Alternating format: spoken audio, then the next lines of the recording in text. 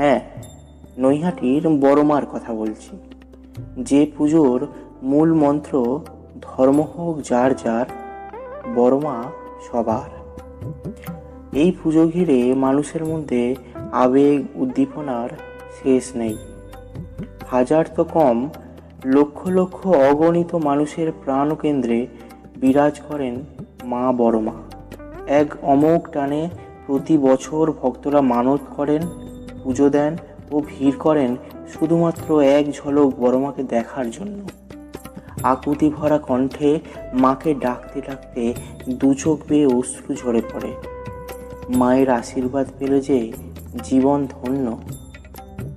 কিন্তু কিভাবে এত জাগ্রত ও জনপ্রিয় হয়ে উঠল নৈহাটির বড়মার পুজো?